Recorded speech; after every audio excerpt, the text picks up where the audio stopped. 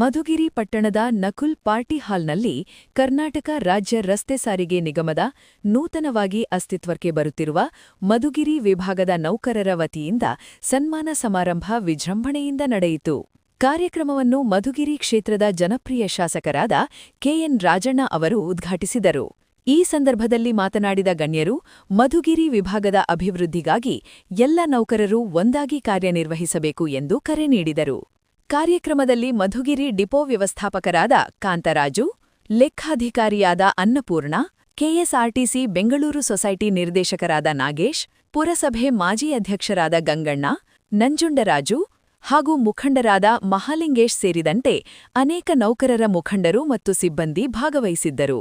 ಮಧುಗಿರಿ ವಿಭಾಗದ ಸ್ಥಾಪನೆಯ ಹಿನ್ನೆಲೆಯಲ್ಲಿ ನಡೆದ ಈ ಸನ್ಮಾನ ಸಮಾರಂಭ ನೌಕರರಲ್ಲಿ ಹೊಸ ಉತ್ಸಾಹ ಮತ್ತು ಏಕತೆಯ ಸಂದೇಶ ನೀಡಿತು. ವಿಜ್ಗುಲ ಸುದ್ದಿ ವರದಿ, ಹರೀಶ್, ಮಧುಗಿರಿ. ಡಿಪೋ ಆಗೋವಾಗಲೇ ಡಿವಿಷನ್ ತರಬೇಕು ಅಂತ ಹೇಳಿ ಪಕ್ಕದಲ್ಲಿ 2.5 ಎಕರೆ ಭೂಮಿ ಕಾಂಪೌಂಡ್ ಆಗಿ ಬಿಡಿಸಿದ್ದು ಅವನ್ನೇ. ಎಲ್ಲರೂ ಡಿಪೋ ಸ್ಯಾಂಕ್ಷನ್ ಮಾಡಿದ್ಮೇಲೆ ಡಿಪೋ ಅದಕ್ಕೆ ಜಾಗ ಹುಡುಕ್ತಾರೆ. ನಿಮ್ಮ ಡಿವಿಷನ್ ಆಫೀಸು ಮುಂಚೂರಾದ್ಮೇಲೆ ಡಿವಿಷನ್ ಆಫೀಸಿಗೆ ಜಾಗ ಹುಡುಕ್ತಾರೆ. ನಾವು ಮುಂಚೆನೇ ಡಿವಿಷನ್ ಆಫೀಸ್ ತರಬೇಕು ಅಂತಾನೆ ಆ ಪಕ್ಕದಲ್ಲಿರೋದು 2.5 ಎಕರೆ ಫೆನ್ಸಿಂಗ್ ಆಗಿಬಿಟ್ಟಿದ್ದೀವಲ್ಲ, ಅದು ಅವರ್ತನೆ ಮಾಡಿದ್ರು. ಇದು ಸರಿಸುಮಾರು 8-9 ವರ್ಷದ ಹಿಂದೆನೇ ನಾನು ಅದನ್ನು ಮಾಡಿದಂಥದ್ದು. ಮತ್ತು ಭೂಮಿನೂ ಅಷ್ಟೇ, ಅದು ನಮ್ಮ ಜನರು ಸುದೈವ ಅಂತ ಕಾಣಿಸಿದ್ರೆ ಆ ಭೂಮಿ ನಮಗೆ ಸಿಕ್ಕಿದ್ದು. ಅದು ದೊರಕಿಸ್ಕೋಬೇಕಾದ್ರೆ ಏನೆಲ್ಲ ಕಷ್ಟ ಬಿದ್ದಿದ್ದೀವಿ ಅನ್ನೋದು ಕೆಲವು ಹೇಳೋದು ಇದ್ದಾರೆ, ಕೆಲವು ಹೇಳದೇ ಇರೋಂಥ ಬಿಡೋರು. ಅವರು ಹೈಕೋರ್ಟ್ಗೆಲ್ಲ ಹೊರಟೋಗ್ರು. ಸರಿ, ಅರ್ಧಬರ್ಧ ಬಿಲ್ಡಿಂಗ್ ಕಟ್ಟಿದ್ದೀವಿ, ಹೈಕೋರ್ಟಲ್ಲಿ ಎಲ್ಲರೂ ಸ್ಟೇಟಸ್ ಅಂತ ತಂದು ಸ್ಟೇಟಸ್ ಕೊಟ್ಟರೆ ಇಲ್ಲೇ ಇರಬೇಕು ಅಂತೇಳಿ ಅಧಿಕಾರಿಗಳು ಎದುರುಕೊಂಡು ಅಲ್ಲೇನು ಅಸಂಧಾನಗಳಿದ್ದಾವೆ, ಯಾವ ಕಾರಣದಿಂದ ಅಸಂಧಾನ ಬಂದಿದ್ದಾವೆ ಅಂತ ನನಗೂ ಕೂಡ ಸೂಕ್ಷ್ಮವಾಗಿ ಅರ್ಥ ಆಗಿದೆ.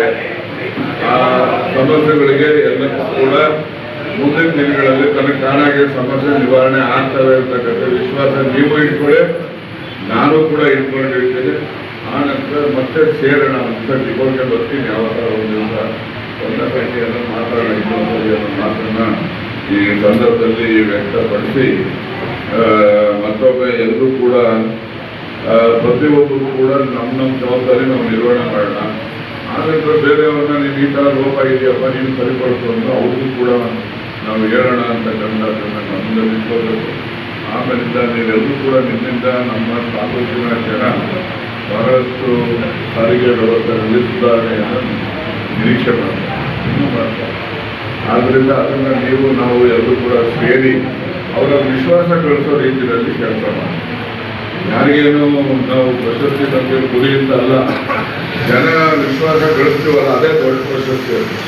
ಆ ಪ್ರಶಸ್ತಿಯನ್ನು ನಾವೆಲ್ಲ ಗಳಿಸುವಂಥ ಪ್ರಯತ್ನಕ್ಕೆ ನಾವು ನೀವು ಎಲ್ಲ ಸೇರಿ ಮಾಡೋಣ ಅಂತಕ್ಕಂಥ ಮಾತನ್ನು ಈ ಸಂದರ್ಭದಲ್ಲಿ ಹೇಳಿ, ಮಾತಾಡುವಾಗ ಮಧುಗಿರಿ ಗತವೈಭವ ಮತ್ತೆ ಸ್ಥಾಪನೆ ಮಾಡಬೇಕು ಅಂತ ಹೇಳಿದ್ರಲ್ಲ, ಅದನ್ನು ಮಾಡೋ ಪ್ರಯತ್ನ ಮಾಡೋಣ.